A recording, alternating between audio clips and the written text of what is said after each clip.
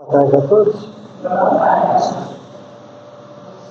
Quem é que está me vendo ouvir pela primeira vez? Que azar, hein? Logo uma segunda-feira com frio e chuva, assim. Brincadeira minha, né? Afinal de contas, a gente precisa ter uma vida de otimismo e de alegria também, apesar de todos os sofrimentos, de todos os tormentos, das nossas falhas, das nossas quedas, porque são absolutamente normais. E o tema de hoje vem bem a propósito disso, porque eu pretendo falar, como foi pedido, sobre o jugo leve, que encima o capítulo 6 do Evangelho segundo o Espiritismo, começando por uma mensagem que nos foi deixada por Mateus e atribuída a Jesus, que é a seguinte: para ler para os teólogos: vinde a mim todos os que andais em sofrimento e vos achais carregados, e eu vos aliviarei. Tomai sobre vós o meu jugo e aprendei de mim, que sou manso e humilde de coração, e achareis descanso para as vossas almas, porque o meu jugo é suave e o meu fardo é leve. Isso está em Mateus, capítulo 11, versículos 28 a 30. Esse texto de Mateus, influenciado pelas palavras de Cristo, nos trazem como lembrança logo de cara aquilo que eu mencionei agora há pouco, que são os nossos tormentos, as nossas dúvidas, as nossas quedas, os nossos erros e aquilo que sofremos por causa disso tudo. Porém, há necessidade de nós raciocinarmos de uma forma mais clara, mais tranquila, sobretudo porque a providência divina nunca nos abandona.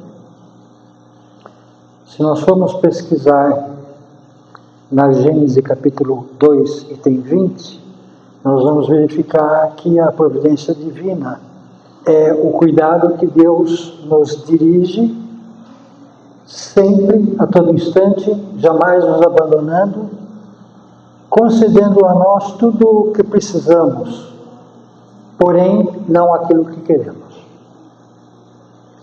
Muitas vezes os nossos pensamentos e as nossas necessidades voltam-se apenas para o campo material.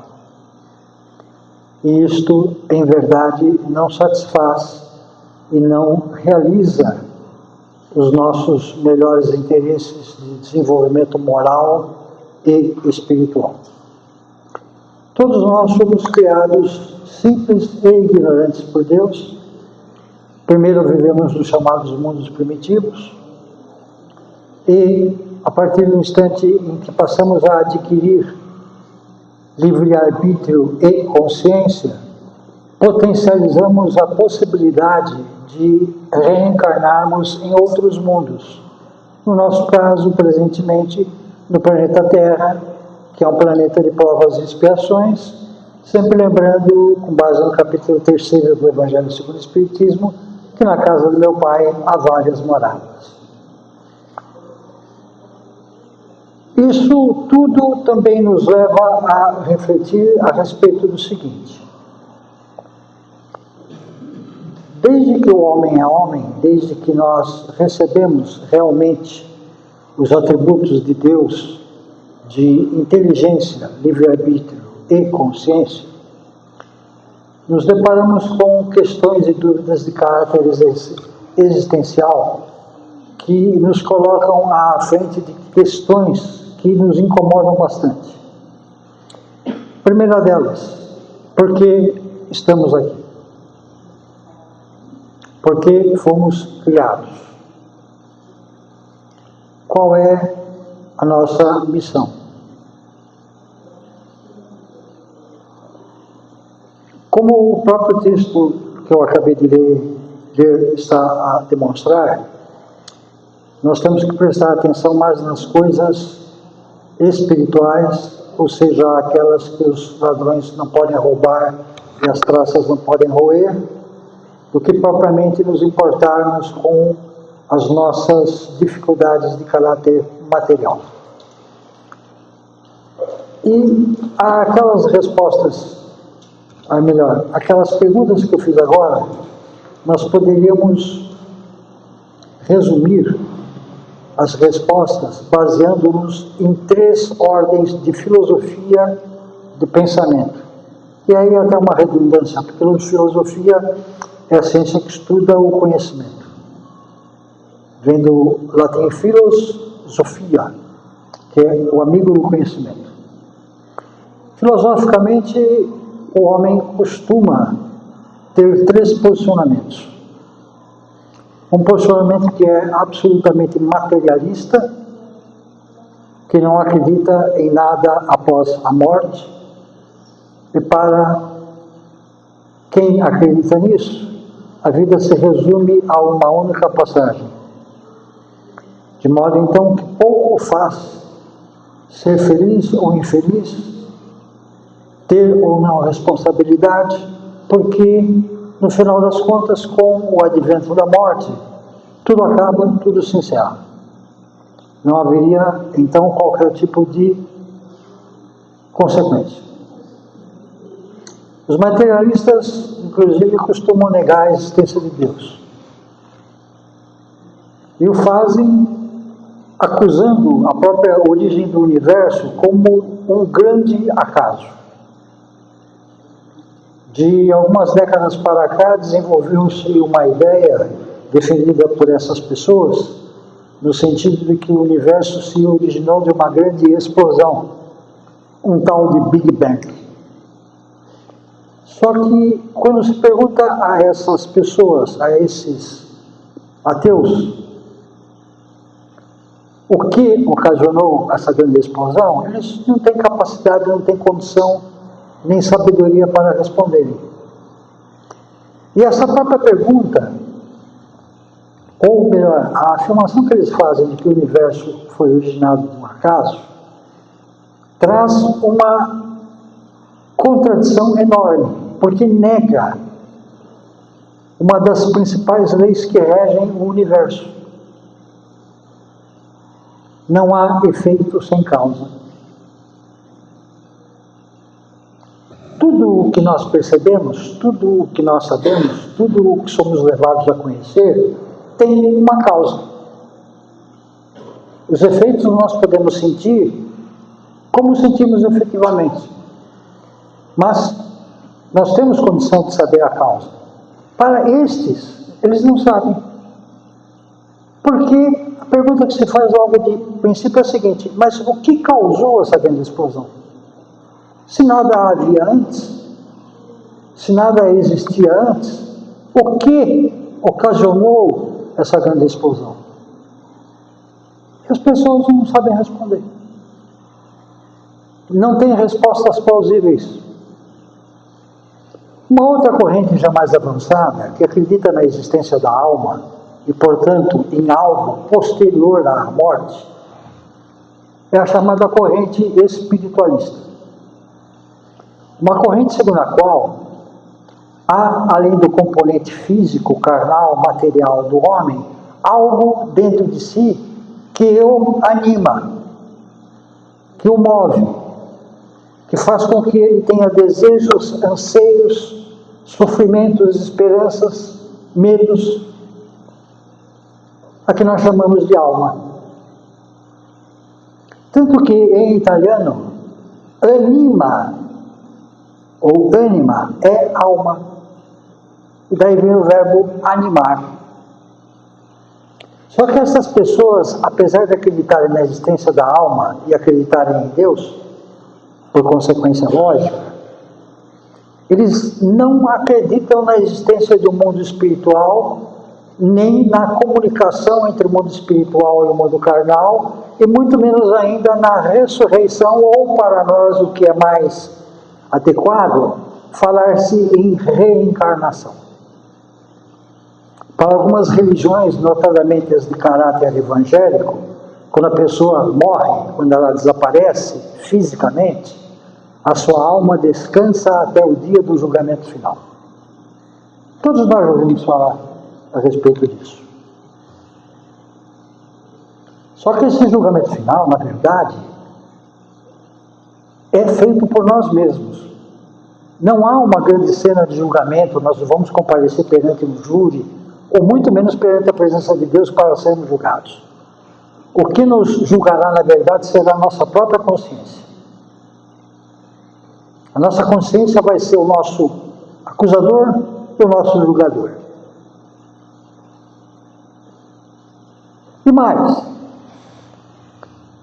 essas crenças espiritualistas que acreditam na alma, que acreditam na existência de Deus, porém não acreditam na ressurreição ou na reencarnação, têm um caráter que nós podemos chamar de dogmático. O dogma, em qualquer dicionário que nós possamos procurar, significa um procedimento de caráter obrigatório, ou seja, uma conduta que nós somos obrigados a cumprir, obrigatoriamente, me permitam repetir, sob pena de nós não podermos mais participar daquele determinado grupo.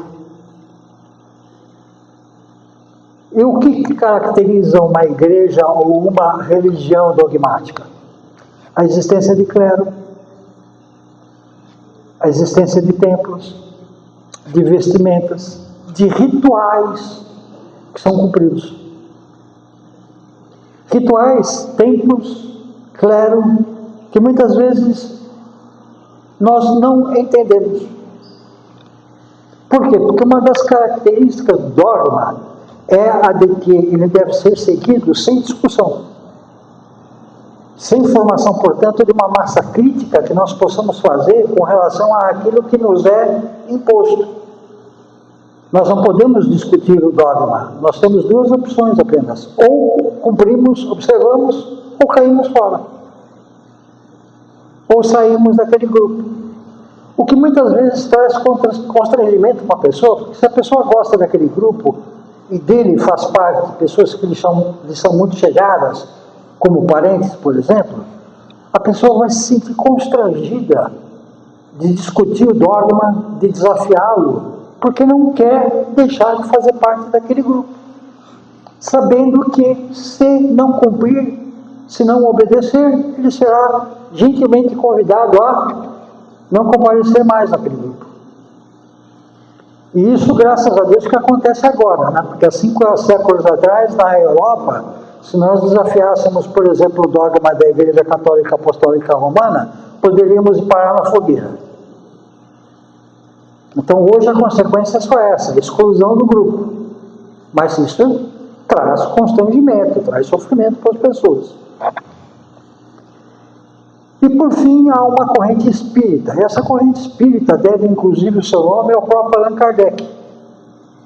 Porque Allan Kardec, quando editou pela primeira vez o Livro dos Espíritos, em 18 de abril de 1857, cunhou esse termo novo para diferenciar os espíritas propriamente ditos dos espiritualistas. Porque nós, espíritas, convencidos pela lógica e pela razão que a doutrina nos fornece, acreditamos na existência do mundo espiritual, na interferência do mundo espiritual para com o mundo carnal, na reencarnação, na mediunidade e na sequência da nossa vida de desenvolvimento, de progresso espiritual. Não é segredo para nós que a vida é um grande aprendizado. Ou melhor, nossas vidas são um grande aprendizado. Perguntaram uma vez a Divaldo Franco, por que o homem sofre tanto? A resposta dele foi absolutamente correta. Quem disse que o homem veio para sofrer? O homem veio para aprender. Se ele falha com as suas obrigações para com Deus e deixa de seguir as lições de Jesus, ele sofre. Por quê? Por causa de uma lei que nós todos conhecemos como lei de causa e efeito, ou lei de ação e de reação. Nós nos tornamos responsáveis por aquilo que fazemos e por aquilo que pensamos. Se praticamos o bem, colheremos o bem. Se praticarmos o mal, colheremos o mal. Lembrando também com Jesus de uma outra passagem bíblica que fala o seguinte: a semeadura é livre, porém a colheita é obrigatória. Então nós não podemos nos safar, querermos impedir que, em consequência dos nossos atos, nós não venhamos a responder por eles. E isso pode acontecer não apenas numa vida próxima, como pode acontecer em vidas próximas, dependendo da carga, da dimensão e da gravidade dos erros que nós tenhamos cometido. E o que se deve entender aqui no texto, por jugo leve. Jesus diz: meu jugo é leve, e meu jugo é suave e o meu fardo é leve. O que é jugo? Jugo é uma palavra que significa submeter alguém a uma espécie de domínio. Então, deixar-se subjugar-se, ou seja, colocar-se à disposição do domínio de outra pessoa, que exerce um jugo sobre nós. Só que o jugo de Jesus é suave e o seu fardo é leve, ou seja, ele não nos pesará, a não ser que nós não concordemos em modificar a nossa forma de agir, a nossa forma de pensar, a nossa forma de nos conduzirmos perante a vida. Todos nós já fomos homens e mulheres em vidas passadas. E poderemos voltar a ser em vidas futuras. O que vai determinar isso é a necessidade do aprendizado de cada qual. É a necessidade do ensinamento que nos fortalecerá o ânimo e que nos dará condição de melhor compreendermos aquilo que devemos fazer. No Livro dos Espíritos, no capítulo 3º, aliás, capítulo 3º não, na parte 3ª, nós temos as chamadas leis morais. São 10. Mas não são todas as leis criadas por Deus que ali se encontram, ou que foram tratadas por Kardec através do Espírito de Verdade. Por exemplo, a lei de causa e efeito não está ali mencionada. A lei de sintonia também não está ali mencionada. E são leis para as quais nós nos submetemos obrigatoriamente. Não adianta queremos escapar delas.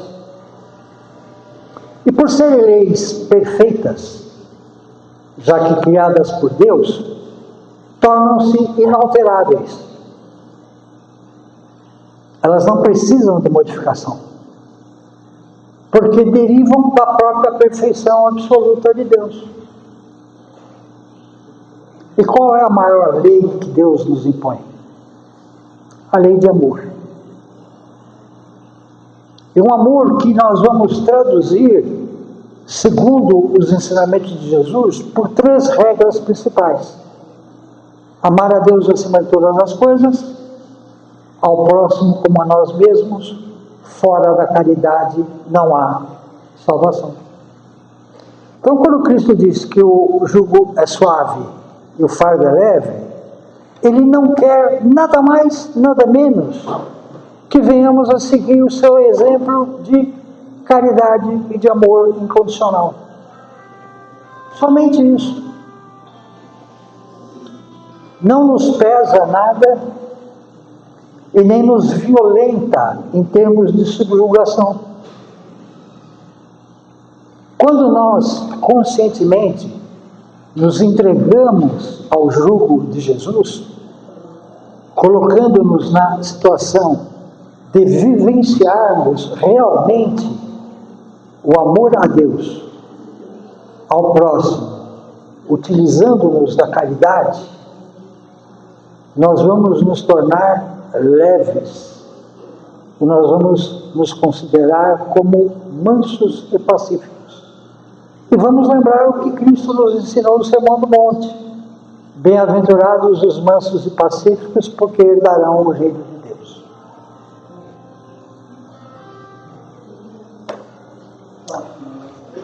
E vejam que coisa interessante. Quem de nós, no momento de angústia, no momento de dor, no momento de dúvida, no momento de tormento, não recorre a Deus, fazendo-o através da prece? Não é verdade? E também em Cristo nós aprendemos o quê? Orai e vigiai. E no Evangelho segundo o Espiritismo, capítulos 25 e 26, aliás, 25 e 27, nós temos: buscai e achareis, pedi e obtereis. E lá nos é ensinado como orar. E se diz o seguinte: a oração há de ser simples e humilde, como nós conversaríamos com o nosso Pai, sem palavras rebuscadas, sem precisar abrir o dicionário para escolher adjetivos, de coração aberto, de espírito aberto, buscando através da intuição, do guia, da orientação e da proteção divina, aquilo que seja necessário para nós, o que não significa que nós possamos pedir o que nós achamos que é necessário. Muitas vezes nós oramos, nós rezamos pedindo benefícios de ordem material. Será que essas preces são atendidas? Não. Nós não podemos pedir bens materiais, porque nós podemos pedir é o quê? Fortalecimento, perseverança, aumento da nossa fé. Mas, para além disso tudo, nos colocarmos firmemente no propósito de fazermos a nossa reforma íntima, de nos modificarmos realmente de acordo com os ensinamentos de Jesus e à luz das leis de Deus, tornando-nos tolerantes, pacientes, cordatos, mansos, o que não quer dizer que nós sejamos trouxas, nem bobos, nem covardes, e por aí vai. Nós temos que ser filhos de Deus, nos resignarmos diante da vontade de Deus, buscarmos no Mestre Jesus o exemplo do maior espírito que já andou por este planeta, um espírito puro. No Livro dos Espíritos nós temos uma catalogação da evolução dos espíritos, que começa com espíritos absolutamente imperfeitos até chegar à condição de espíritos perfeitos, ou como o Livro dos Espíritos diz, espíritos puros, que já passaram por todas as fases de desenvolvimento e de crescimento espiritual, que não necessitam mais de reencarnação para nenhum aprendizado. Já experimentaram tudo, já aprenderam tudo. O que não significa, contudo, que não poderão reencarnar novamente. Poderão sim, para cumprir as diretrizes de Deus. E o exemplo maior, eu acabei de citar, Jesus Cristo. Jesus é um espírito puro, que teve para si a missão de não apenas reencarnar neste planeta para nos salvar através do seu exemplo, através da sua vida e dos seus ensinamentos, mas também, conforme a gente pode ler em A Caminho da Luz, pela psicografia de Chico Xavier, o Espírito de Emmanuel, ser o dirigente planetário da Terra, que está, inclusive, numa fase de transição para um mundo de regeneração. O mundo de regeneração no qual o mal não mais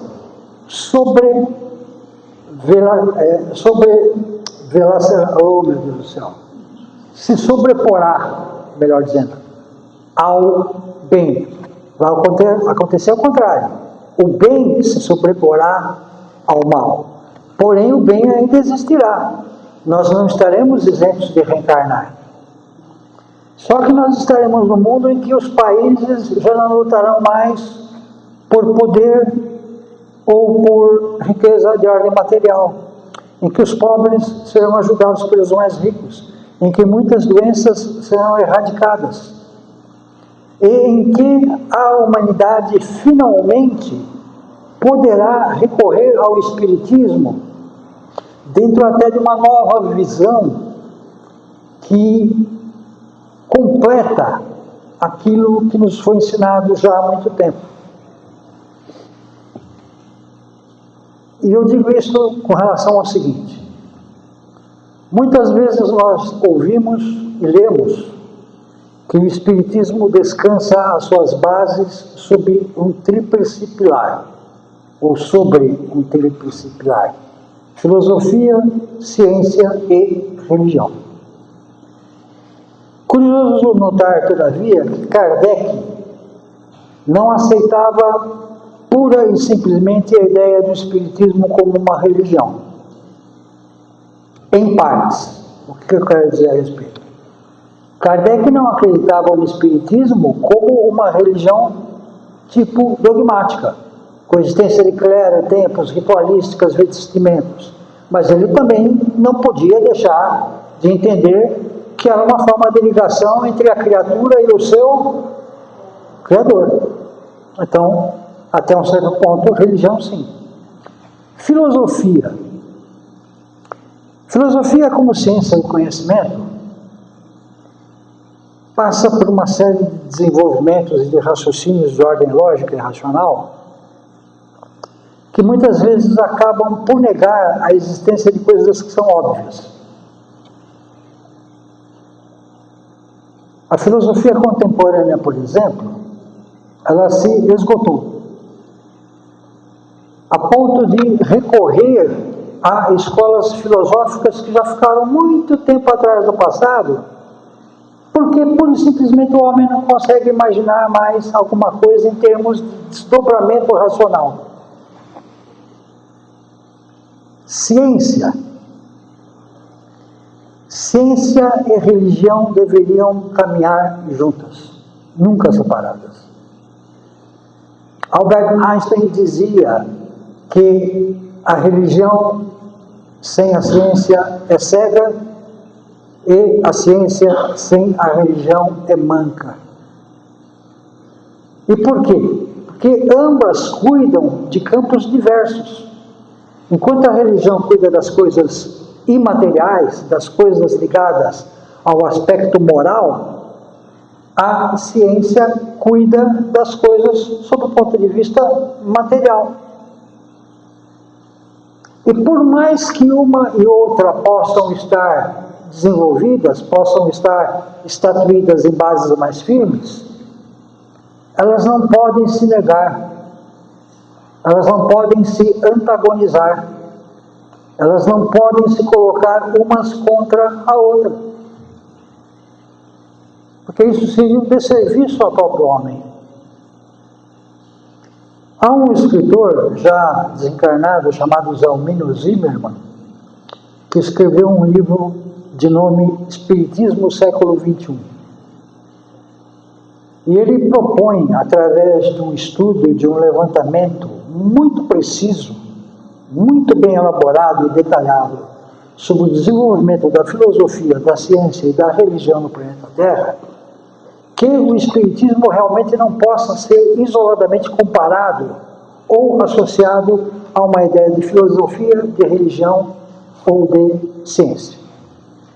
Para nós espíritas, em termos de raciocínio normal, em face daquilo que nós já aprendemos, nós vamos identificar a filosofia no Espiritismo com o Livro dos Espíritos, porque nos mostra o grande conhecimento.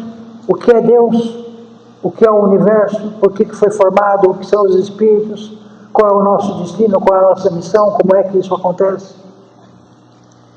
Já enquanto ciência, é o livro dos médiuns, porque nos explica as diversas formas de mediunidade, como elas podem ser exploradas, quais são os mecanismos que devem reger o exercício da mediunidade, sempre com muita seriedade e sem jamais buscar satisfações de ordem material. E, por fim, nós podemos identificar o Espiritismo enquanto religião através do Evangelho segundo o Espiritismo. Zalmino Zimmermann, que foi magistrado, foi juiz federal, desencarnou em 2015 e foi fundador da Associação Brasileira de Magistrados Espíritas, nessa obra ele propõe o seguinte: o Espiritismo não é filosofia, não é ciência, não é religião, e deve juntar-se às artes. E por quê? Ora, já no começo do século XX, Leon Denis publicou algumas séries de arquivos, de comentários em jornais espíritas parisienses e franceses, dos quais houve uma fusão, lançando-se como um livro chamado O Espiritismo na Arte. Eu estava sentado ali para dizer que eu já estou falando demais. Tá. No Espiritismo nas Artes, um espírito que se chama esteta se aproxima e explica a Leon Denis o que é a concepção da arte para Deus e por que Deus coloca a arte à disposição do ser. Quando se fala de música, o esteta se afasta e vem o espírito Gilles Massenet, que era um compositor de ópera recém-desencarnado, ópera e música sacra, recém-desencarnado francês. Ele nos diz o seguinte: olha, a música celeste é uma coisa tão maravilhosa, tão sublime, que nós, espíritos grosseiros, não temos ainda a condição de captá-la. Nem por isso Deus deixa de nos trazer a música através de espíritos que reencarnam aqui para nos trazer a ideia do bom e do belo. Então a visão dos Zalmino Zimmermann qual é? Filosofia, arte, ciência e religião para formar o grande conhecimento, com a lembrança de uma frase também atribuída a Cristo: conhece a verdade e a verdade te libertará. E o grande conhecimento que o Espiritismo tornar-se-á no século XXI será o de conduzir a humanidade para um destino mais feliz, no aguardo da transformação desse planeta no mundo de luz. Então nós não devemos temer nem o jugo de Cristo e nem o peso de seu fardo. Nós devemos nos entregar a Ele de modo bastante fiel, de modo que realmente nós possamos nos tornar úteis, não para nós apenas, mas sobretudo com relação aos nossos irmãozinhos de caminho que precisam do nosso auxílio, do nosso socorro, do nosso abraço, da nossa palavra de incentivo, do nosso ombro e da nossa caridade. Então nós não devemos temer o jugo leve de nosso Senhor. Obrigado, desculpem pelo atraso, eu fiz uma ligeira confusão com relação ao horário, porque eu sempre venho aqui às 20 horas, mas deu tempo, graças a Deus eu estava em casa, eu moro pertinho, e eu fiquei muito feliz de poder retornar a esta casa, que é uma casa que eu adoro, me sinto muito bem aqui, e eu sei que presta serviços de caráter beneficente e de divulgação da doutrina de uma forma muito efetiva, muito bonita. Boa tarde, Jesus.